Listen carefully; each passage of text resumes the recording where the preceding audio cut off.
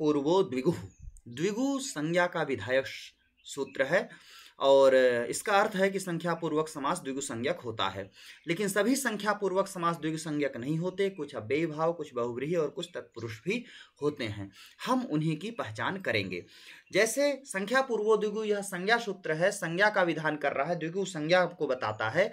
लेकिन समास विधायक सूत्र है तद्धितार्थोत्तर पद समाहारे च। यह शास्त्र कहता है कि तद्धितार्थ की विषयता में उत्तर पद परे रहते और समाहार वाच्य होने पे यह समास होता है और यह समास द्विगु संज्ञक कहा जाता है। सामान्यतः हमारे मन में यह विचार रहता है कि संख्या पूर्वक है तो द्विगु होगा, लेकिन सर्वत्र ऐसा नहीं होता। जैसे पंचराजम, पंचानाम राज्ञाम समाहारः पंचराजम, यह द्विगु समास है। इसी तरह ये जितने भी उदाहरण हम यहाँ देख रहे हैं, इधर लौकिक विग्रह और इधर अलौकिक विग्रह वाक्यों को देख सकते हैं। तो पंचगवम, पंचकपालः, दशकपालः, न पंचनाव प्रिय, ये सभी के सभी समास द्विगु संज्ञक हैं, अर्थात द्विगु समास के अंतर्गत आते हैं। अब कौन नहीं आते हैं, हम उन्हें देखते हैं। जैसे दिक् संख्ये संज्ञायाम, दिशावाची शब्द और संख्यावाची शब्द का समानाधिकरण सुबंत के साथ समास होता है, वह तत्पुरुष समास माना जाता है। तो सामान्य तत्पुरुष नहीं, अपितु यह कर्मधारय माना जाएगा, क्योंकि समानाधिकरण है। आप यहाँ विग्रह देखेंगे, त्रीणि चतानि पुष्कराणि त्रिपुष्कराणि, इसी तरह पंचचते आम्राहा पंचाम्राहा, नवग्रहा सप्तर्षि, किसी न किसी की संज्ञा है नवग्रह सप्तर्षि, इसलिए संज्ञा अर्थगम्यमान होने के कारण दिक् संख्य संज्ञायाम से समास होगा और यह कर्मधारय समास माना जाएगा, समस्त जो हम देख रहे हैं। इसी प्रकार वर्णो वर्णेन सूत्र के भाष्य में मध्यम पदलोपी समास का वर्णन है। समानाधिकरण शाक पार्थिवादी नाम सिद्ध है, मध्यम पद या उत्तर पद लोपस्य उपसंख्यानम, ऐसा कहते हैं। तो अब यहाँ देखेंगे एकादश, द्वादश, त्रिसर्गः, त्रिलोकः इत्यादि, सहस्रार्जुनः, ये विग्रह देख सकते हैं। तो यह मध्यम पद लोप होने के कारण मध्यम पद लोपी समास कहा जाता है। इनमें एक पक्ष और आता है कि ये विशेषण है, द्व्यधिका द्वि जो है विशेषण है दश में, अतः विशेषण समास विशेषणम विशेषण बहुलम से भी कर सकते हैं, कर्मधारय समास भी कर सकते हैं। आगे हम देखते हैं कालाह परिमाणिना द्व्यः जातः द्विअः द्व्यः, अर्थात 2 दिन, त्र्यः अर्थात 3 दिन, इस अर्थ को कहता है। यह तत्पुरुष समास के अंतर्गत आता है, ना कि द्विगु के अंतर्गत। इसी प्रकार से द्वितीय, तृतीय, चतुर्थ, तुर्याण्यन्यतरश्याम, यह सूत्र है।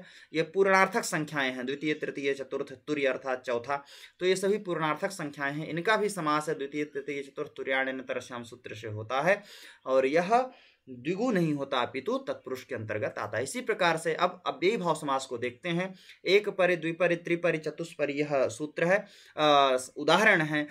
अक्षशला का संख्या परिणा सूत्र के द्वारा परिशब्द के साथ जो संख्यावाचक समास होता है वह अव्ययी भाव समास कहा जाता है। इसी प्रकार से नदीवाचक शब्दों के साथ अगर संख्यावाची शब्द का समास होता है तो वह द्विगु नहीं अपितु अव्ययी भाव हो जाता है। जैसे द्विगंगम, द्वयोः गंगयोः समाहारः, द्वयोः यमुनयोः समाहारः, अलौकिक अलौकिक विग्रह वाक्य, इस प्रकार हम देख सकते हैं। तो ये सभी का सभी जो उदाहरण देख रहे हैं, ये समस्त उदाहरण नदीभिश्च सूत्र के हैं और अव्ययी भाव समास यहाँ पर हुआ है। इसी प्रकार संख्या वंशेन सूत्र के द्वारा जो समास का विधान किया जाता है वह समास भी वंशवाचक शब्द का संख्यावाची शब्द के साथ होता है, अतः यह भी अव्ययी भाव समास कहा जाता है। जैसे द्विमुनि, त्रिमुनि, एकविंशति इत्यादि।